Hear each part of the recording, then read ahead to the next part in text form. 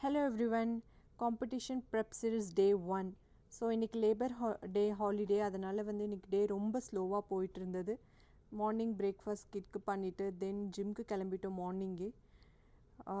So 2 பேரும் ஃபேமிலியோடு போவோம். கிட்டை வந்து அங்கே போயிட்டு ட்ராப் ஆஃப் பண்ணிவிட்டு நாங்கள் 2 பேரும் ஒர்க் அவுட் ஸ்டார்ட் பண்ணிவிடுவோம். ஸோ அவனும் வந்து நல்லா ஹாப்பியாக அவனுக்கு ப்ளே ஏரியாலாம் இருக்கும், நல்லா ப்ளே பண்ணிவிட்டு என்ஜாய் பண்ணிவிட்டு வந்துடுவான். ஸோ நாங்கள் இன்றைக்கி அப்பர் பாடி ஒர்க் அவுட் பண்ணோம்.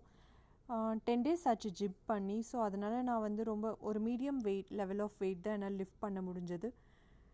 அண்ட் ஜிம் வந்து நாங்கள் 2 பேரும் சேர்ந்து பண்ணுறனால அதில் ஒரு மெயின் அட்வான்டேஜ் என்னென்னா, நம்ம லோவாக ஃபீல் பண்ணாலும் நமக்கு ஒருத்தவங்க வந்து அங்கே சப்போர்ட் பண்ணுவாங்க, புஷ் பண்ணுவாங்க. ஸோ அது வந்து ரொம்ப ஹெல்ப்ஃபுல்லாக இருக்கும்.